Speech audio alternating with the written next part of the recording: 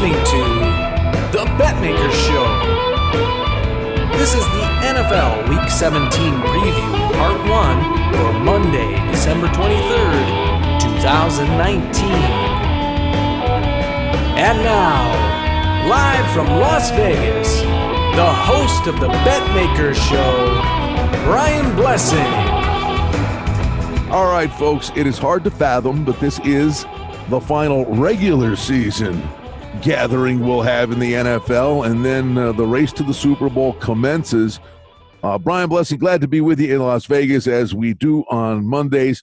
It's that all-important first look at the opening numbers, where we think the numbers will go, and to be able to be a fly on the wall and get the thought process of the odds makers as they hang these numbers. And this is, I would think, as you want to be festive and it's holiday season, and Merry Christmas to you, Jack.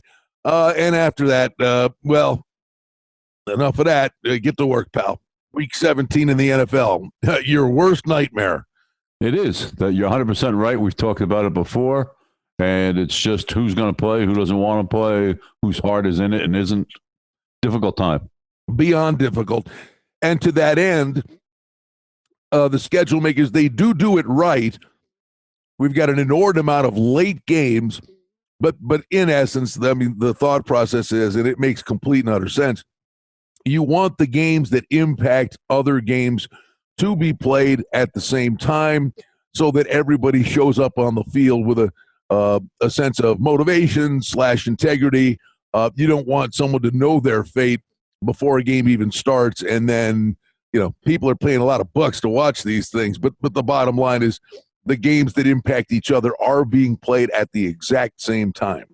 Right, and I think that's very important, as you stated, for the integrity of the game, and it's a good practice on behalf of the NFL.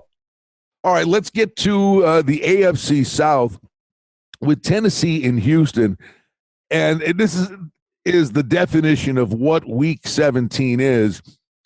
Tennessee, 5.5 point favorites on the road. Total on the game is 47. All the motivation. Tennessee has it. Houston basically is locked in here. Going to play the Buffalo Bills.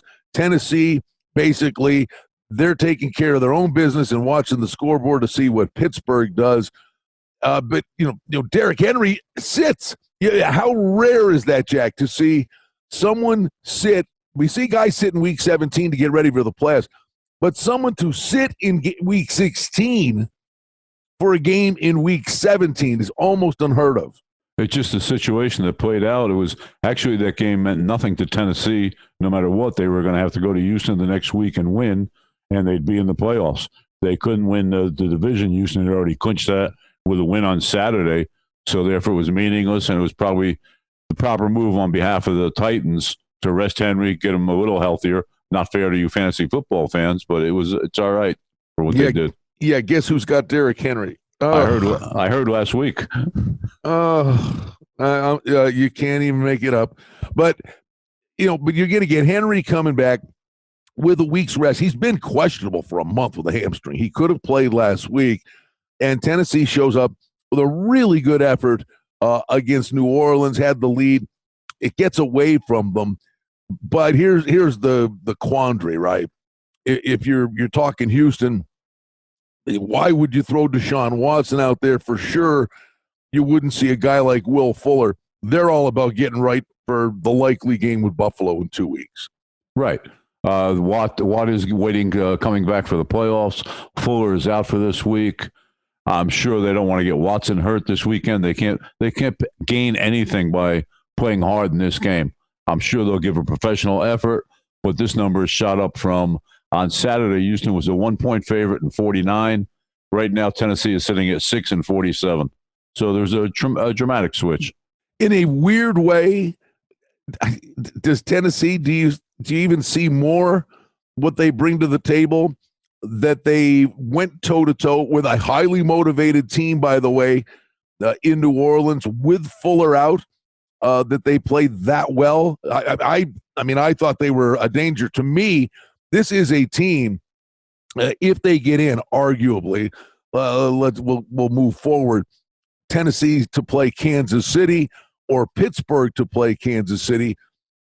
Jack, I would give Tennessee, honestly, a puncher's chance against Kansas City. I wouldn't give Pittsburgh next to any chance, and almost wonder what the number would be, the difference in that number. No, Tennessee's a remarkably different team since Tannehill took over a quarterback. And their defense creates turnovers, perhaps not the best statistically per play, but they create turnovers. And Tannehill's played well, but throw in Henry in the mix there, as you often talk about him.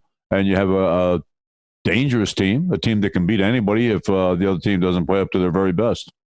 I was just curious, Jack, with totals, not sure who's out there, who's running around out there for Houston. It's one thing, okay, here, yeah, listen, they're motivated, they're coming in, we think this is the side.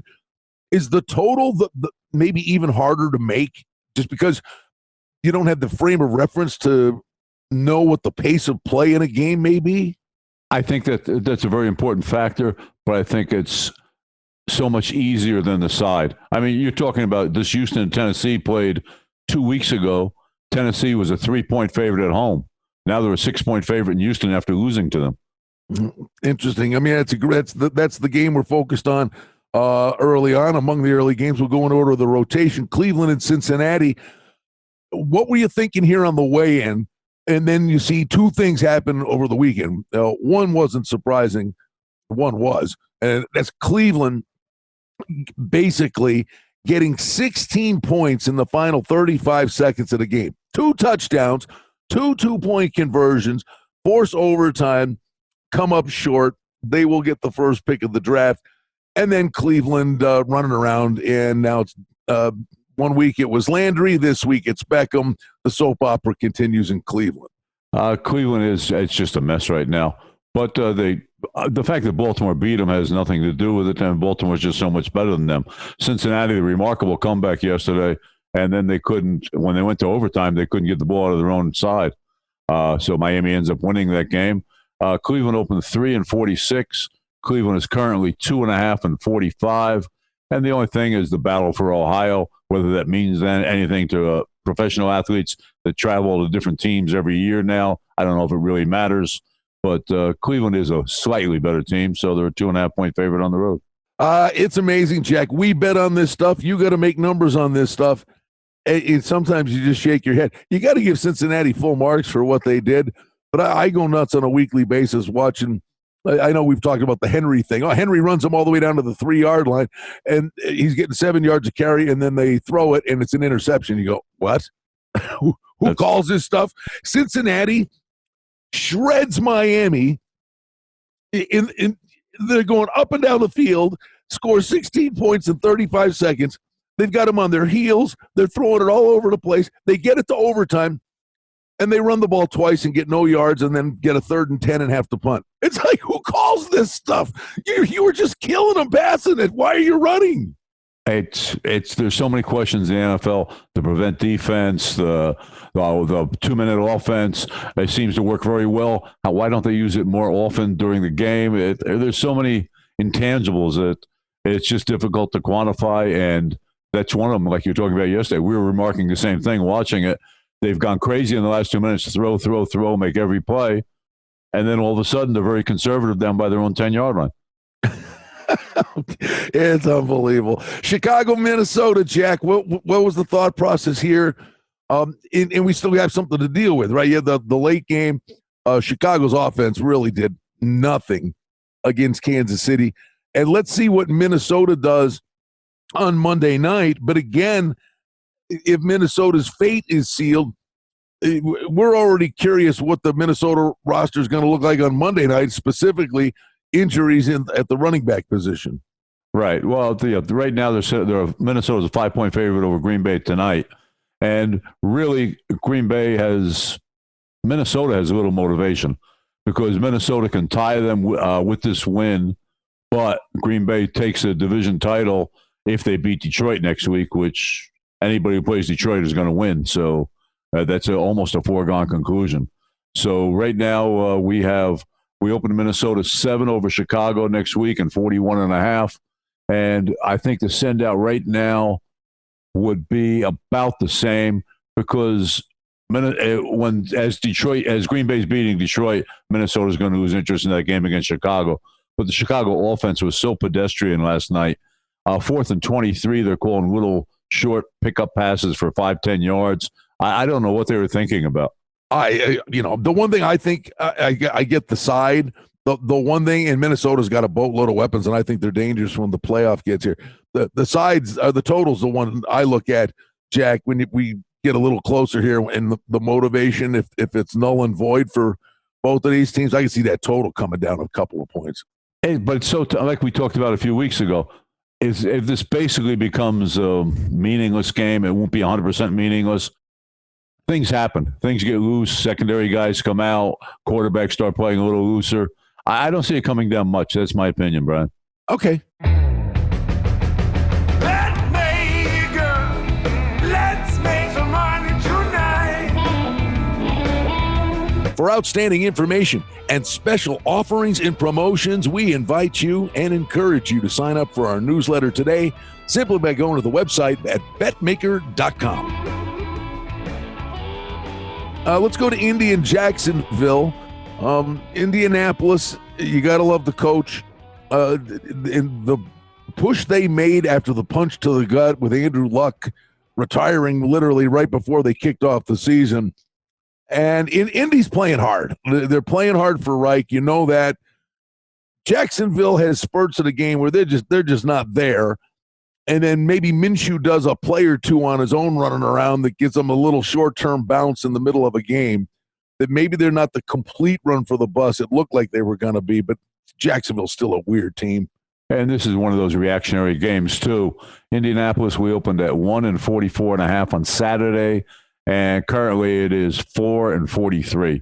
And I think for the reasons you just mentioned, it appears Indianapolis will play hard. Coach Reich has them doing that. Even though they're eliminated, they're putting their best effort out there. And Jacksonville, you may get an effort like you did yesterday and the last few weeks. Let's move on to Atlanta and Tampa Bay. And this is intriguing because you got two teams that are out of it, but two teams that are absolutely trying. They are. And Tampa Bay, they played very, you can't do it. You can't say take away 4 interceptions and a turnover. First play of the game. That's heartbreaking. And meanwhile, when you looked at it at one point, they were down 10 and they were up like 170 yards. It's tough to imagine. We opened this game, Tampa Bay 2.5. Atlanta went the favorite for a little bit yesterday. Right now we have it at 1. There's mostly pick out there. It should be an entertaining game. Let them both play offense. The total is 50. But with good weather and no rain, I see this total going up. I was just going to say, if anything, the total looked a 1.5, 2 points shy to me. And only because we say it's hard to predict turnovers. Honestly, it's not with Jameis Winston. He will make a pass and you'll go, what the hell was that?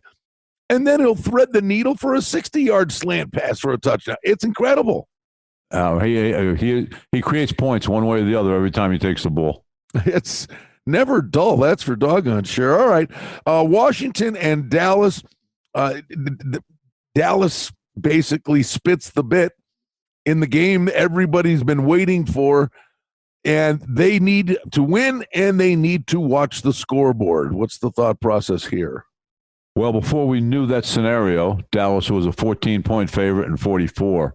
Now it's down to 10.5 and 44 because the fear is that as they watch that scoreboard, the Eagles may be winning the game, and the heart may just come out of Dallas, and you never know if Jones might fire Jason Garrett at halftime or not. We'll see what happens. It was just the Dallas defense did well. I think they tried as hard as they could on offense. It appeared that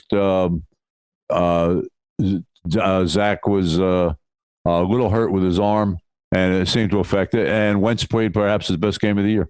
Dallas is, Cooper. He's dropping footballs, Jack, you and I be playing catch in the driveway that we'd catch. Just unbelievable some of the things that were going on there. The one thing I would say in both instances with the division on the line, Washington and the Giants, I see both of these teams embracing the role of spoiler. They're playing hard for Haskins, but then he gets nicked up in a weird way. I wonder if, to a degree, Washington maybe is even a little bit upgraded, and I, honest to God, wonder if maybe the total should go up a little bit with Haskins out of there. He's learning. Keenum was going up and down the field. He was. And, I earlier in this year, I knocked Haskins as a quarterback. And if you watch the last couple of weeks, he's definitely had a great improvement there. Hats off to him. He's learning the job. I don't think Keenum is a drop off, as you just said. Maybe even an upgrade. That we can debate that as much as we want. But I can't dog Haskins anymore. And I think what you pointed out, I think Washington would love to upset Dallas and not have them worry about the scoreboard, just beat them on the field. And their offense has improved. They gave up a lot of points to the Giants yesterday, which was a bad sign. But, yeah, I think they would love that. And as you mentioned, the Giants would love to do it too. What I would say, I could see both of these teams. What do they got to lose? I could see them pulling trick play, pulling everything out and out there having fun, and which is a dangerous thing, man, when you're sitting there needing to win a football game. Well, let's go right to that Philly-Giants game. What was your thinking there? Philadelphia was 4-45. Right now it's 4.5 and 45.5. Same thing. These teams played a few Monday nights ago. Philadelphia was a 9-point favorite, down 17-3 at the half. They came back to win the game in overtime, 23-17. Philadelphia, they can't have a letdown because they just need this win to win the division and be in the playoffs. It's a tough spot. The Giants have played well the last few weeks. Not against the greatest opponents in the world, but the effort's been there. And Philadelphia is not the best team in the world. So it should be competitive once again. I think it probably goes up because people anticipate Philadelphia has to win. All right, Jack, New Orleans, going on the road against Tennessee. There was a stretch there. They look like they might get rolled right out of there. And, boy, did they just say enough of this and come back. And what's going on with Breeze and Michael Thomas is beyond sensational here. What was your thinking here? New Orleans on the road against Carolina. New Orleans, we had 11-48. Now New Orleans sits at 13-48 under a little money. I think Carolina's just not in a good situation. New Orleans could name the score if they wanted to. I know the win is very important to them. With the Saints need a win to clinch a first-round bye or a win and some help to clinch the best record in the NFC. So I think you get a good effort from them, and I think the number climbs a little. I'm in complete concurrence there because should New Orleans play at home, I think they'd be going to the Super Bowl. Give San Fran credit, the game that was played there. But clearly, you talk about motivation. A bye in the playoffs is monstrous. It is. It gets you healthy. It's another week to get healthy, another week to organize, to prepare to know who you're going to play the following week. You have 1 week to prepare for both teams and another week to thin it down and concentrate on one. It's a big win, and I think that's what's going to happen here. All right, we move on to Baltimore, Jack. This team knows they've done their work in the regular season. Pittsburgh's coming in here having to win the football game, their arch rival. This is a game that we really didn't post on Saturday. There was such a disparity between the numbers that were sent out from various our handicappers and what was really going to take place. And I'm glad we did that because we opened Baltimore 2.5 today. If this is a regular season game, this would be over 10 for sure. But it was 2.5. It's been bet down to 1. The total is 40.5 going down to 40. And it's just a question of what Baltimore wants to do. But I'll tell you the truth, even with a half-hearted effort, it's a tough game for Pittsburgh because they're just so offensively challenged. No, there's no getting around it. And the total, do you believe? Ingram got hurt. Why would you expose Lamar Jackson to injury?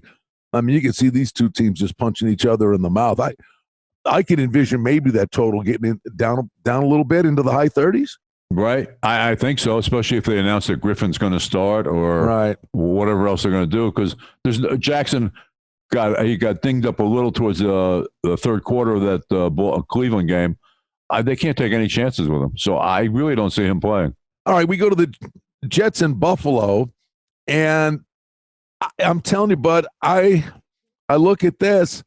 It should be you'd want to say, oh, it's the Jets all day long. The Jets play hard. They beat Pittsburgh, and the Bills right there with the chance. Didn't get it done against New England. The odds were they were going to be the 5 seed anyway. They walk in here knowing basically they're the 5 seed and have a really good working knowledge of 5%, I guess, or is it locked in? It's Houston. I mean, they're going to play Houston. Right. But the Jets are playing like they care. If I'm the Bills, I wouldn't play Singletary. I wouldn't play Josh Allen. But the one thing I would throw out is last year, Matt Barkley came off the street when they had just signed him, and he put up like 41 points on the Jets. I don't know how you make a number on this one. Well, we made a bad number to start with. We had Buffalo 5.5 and 37. Right now it's Buffalo 1 and 37 going towards 36.5. And you're right. I don't think Barkley's going to emerge with a 41-point outburst this year. I think the Jets are a much better team than last year. And it's just a tough spot. I think the Jets will probably end up going the favorite. Yeah. Honestly, in a weird way, I can see this game producing points. We look at some of the games around 40 saying, oh, boy, there's intensity there. Yep, this one, there, I don't think there is much intensity here. I can actually see this game producing points. I wouldn't disagree with you. I mean, I can see the Jets moving on an uninspired Buffalo defense as they would not be able to during the regular season. And then whoever Buffalo puts in a quarterback, they're going to take chances, try and move the ball, get a little more experience in case anything happens during the playoffs. And there's also the chance for the turnovers there. So I can see your point based on good weather. And that's always a question mark. All right, Miami is at New England. And this is a balloon number. But, hey, listen, man, Miami, you got to give these guys full marks. If you go back to what we saw, Jack, in the first 3 weeks of the season, I mean, there were long, hard discussions about at what week would we put up the will Miami win a game number.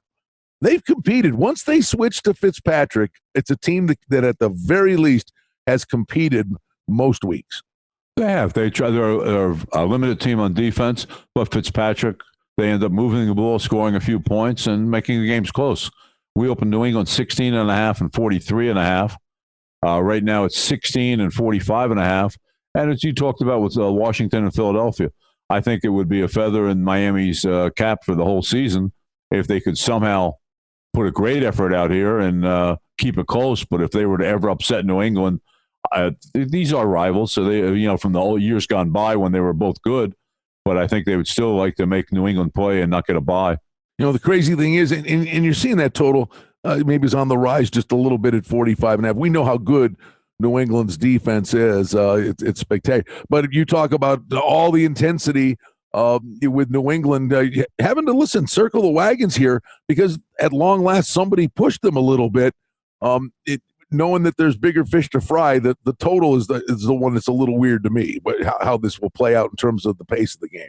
Right. It just depends if Miami can score on them. We know New England's going to put up in the area of 30 on this team. So now it's a question of can Fitzpatrick generate enough offense to get perhaps 17 points out of them. All right, then we have Green Bay at Detroit. The one thing, it's something we're seeing here, Jack, a little bit. Detroit comes out of the gate at the beginning of games trying, it does their best work, maybe whatever they're scripting. They're competing, maybe even have a lead. But as games start going along, teams figure out what Detroit's doing and then put the Sasquatch foot on them. Yeah, every game Detroit may have one good drive in them. They happened to use it up early yesterday, so it made the rest of the day very long for the defense and the offense. And this is a game that we opened Green Bay 10 and 41.5.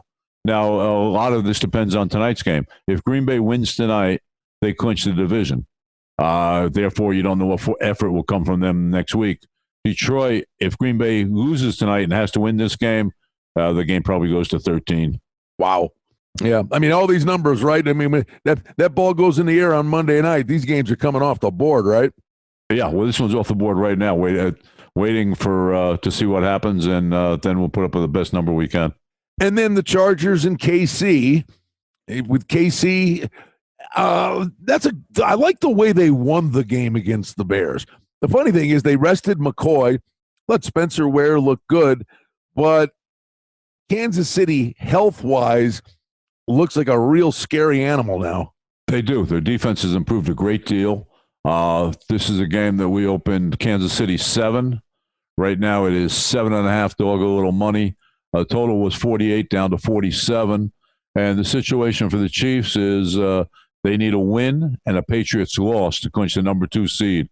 Otherwise, I think as we talked about, Houston will play Buffalo.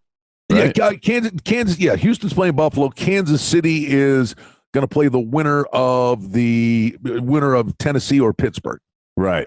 So that'll be it appears New England can't lose, and therefore the motivation for Kansas City is to be questioned. They're both playing at the early games on Sunday, so we won't really know. But sometime during the game, I think the regulars will be coming out as New England builds a lead, and therefore I think the game slips to 7 or a little below, although it's tough to put stock in the Chargers these days. And Rivers did hurt his hand in that game and was questionable a little bit for the second half. Okay, now it's funny. A Kyler Murray in and a Kyler Murray out number would be really intriguing to me here. Arizona and the Rams. Rams right there.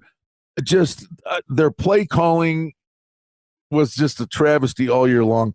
Does it to them again. Great effort, come up short against San Francisco. Man, the air has to be out of the balloon for them. Arizona's embraced this role. They walk up and they pump Seattle. Like I would say letdown spot for both teams. But Arizona's, trying to build something. Clearly, I would trust them. Who's got more talent? We know it's the Rams. I trust Arizona showing up.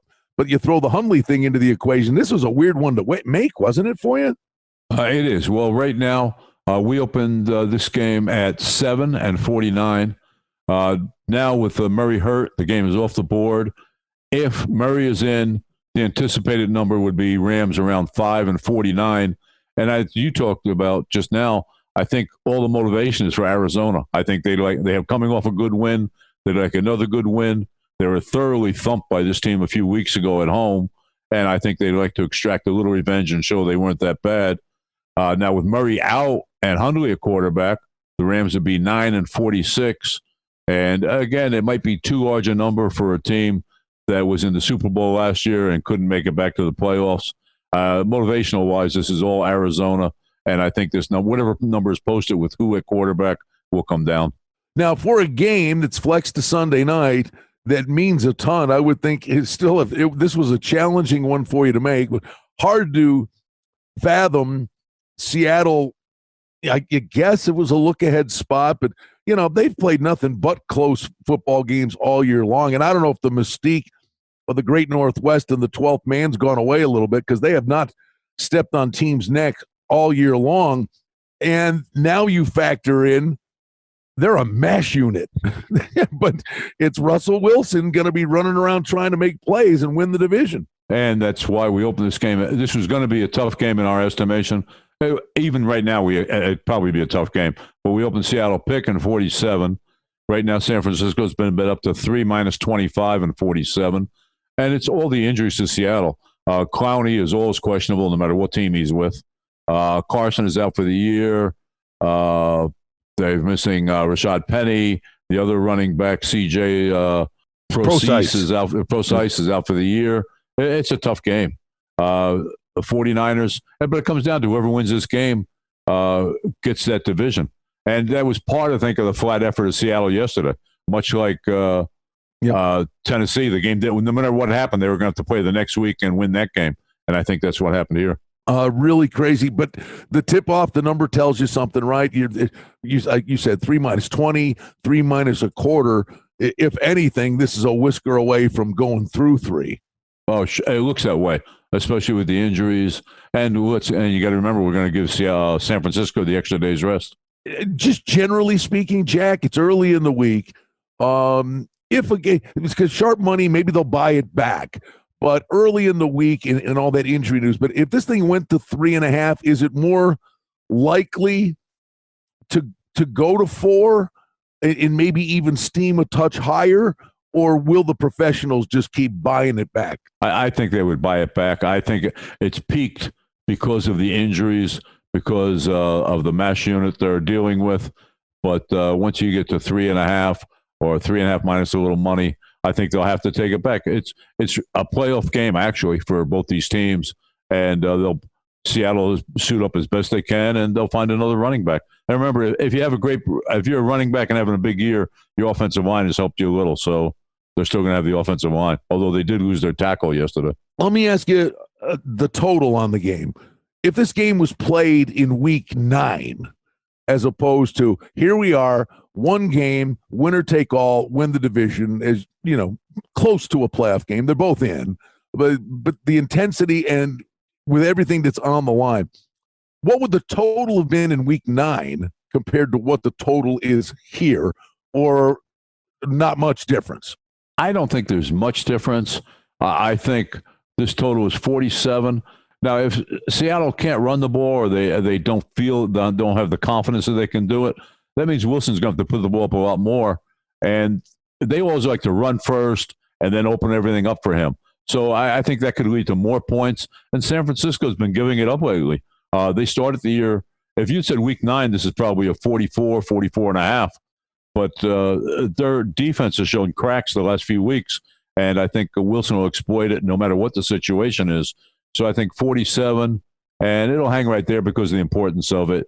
Usually people like to play in important games under a decent-sized number. All right, Jack, we made it to the last game, Oakland and Denver.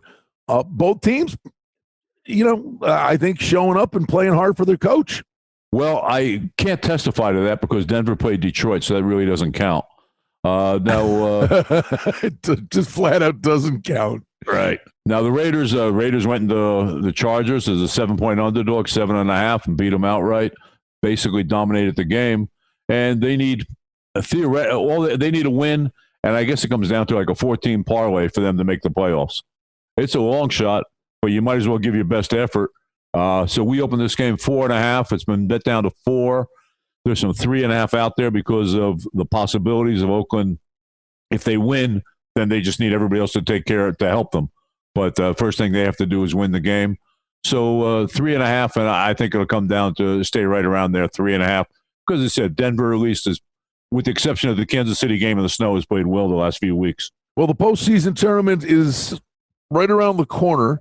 There are the numbers for Week 17. Let me just ask you personally, who do you kind of like going into the postseason with what you've seen throughout the entire resume they've built and the playoffs right around the corner? Who are the intriguing teams to you? Nobody is unbeatable, but if I would take Baltimore and New Orleans to meet for the championship. I think New Orleans is a little better than San Francisco, even though they lost to them at home. And I think Baltimore is better than any other team in the NFL. That's fair. I can't argue with any of that. I think Kansas City is potentially dangerous, and I'll go with a weird one. I can see Minnesota making a run and scaring some people. But I'm with you. I mean, Baltimore, New Orleans is something you can see happen. Well, it's all there. I mean, we're saying basically if these teams get in the games, who would be the favorite? Yes, they would be the favorite. They're not going to be a 7-point favorite against the better teams. So you're saying, okay, we're a 3-point favorite, and if you just have to pick a winner, you might as well pick a team that's going to win 60% of the time. And our final regular season question for you, Jack, and we thank you so much. It's been a treat. It's gone fast. But Week 17, when we clown around and say it's your worst nightmare, but again, the other side of the counter, there's a lot of guessing going on from the players too. Is this substantially the lowest handle betting week of the year because of the gray areas? Is there a cautionary, buyer beware kind of thing from the bettors, or are they just stepping up and hammering away? I think in the first week, I don't think the first week is one of your lower handles because people don't have a feel for certain teams, and that progresses and the handle increases as the season goes along. But this week, whereas in the first week you're taking full limits, in this week the handle is going to come down because a lot of games are going to be limited.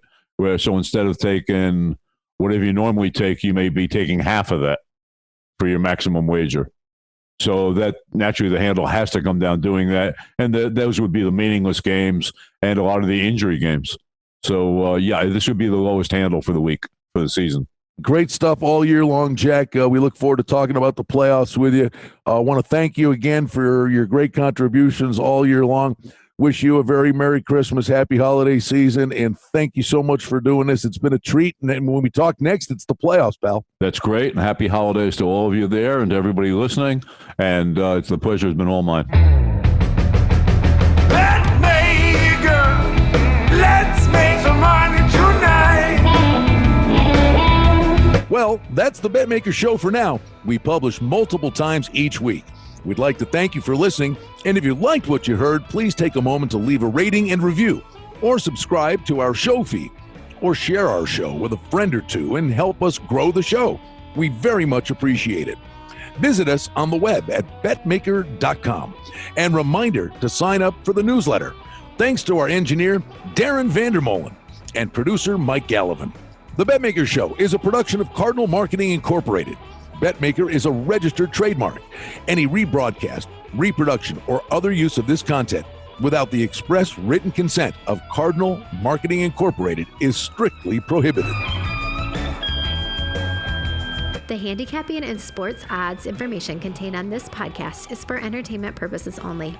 Please confirm the wagering regulations in your jurisdiction, as they vary from state to state, province to province, and country to country. Using this information to contravene any law or statute is prohibited. The podcast is not associated with, nor is it endorsed by any professional or collegiate league, association, or team. This podcast does not target and is not intended for an audience under the age of 18. If you think that you have a gambling addiction, stop this podcast now and please seek help. Gambling and betting on sports is a form of entertainment and should be about having a good time. But when done excessively, it may negatively affect other areas of a person's life, such as their physical and mental health, school or work performance, finances, and/or interpersonal relationships. At Betmaker.com and the Betmaker Show, we're concerned about the addiction that gambling may cause, and for this reason, we encourage everyone to practice responsible gambling. An approach to gambling that helps you ensure that it remains an enjoyable activity. Here are the main principles of responsible gambling. Don't think of gambling as a way to make money. Always gamble with money that you can afford to lose. Set limits and stick to them. Never chase losses. Don't gamble when you're depressed or upset, and create a healthy balance. Always be aware of how much time you spend gambling or thinking about gambling. And do not allow gambling to cause you to miss out on time with family and friends or time spent on other activities you enjoy. By following these guidelines, gambling can be a good time and great entertainment. If you feel at any time that your gambling is taking away from important areas of your life, is causing you stress or depression, or is leading to financial losses that are beyond your control, please reach out for help. Learn more at responsiblegambling.org.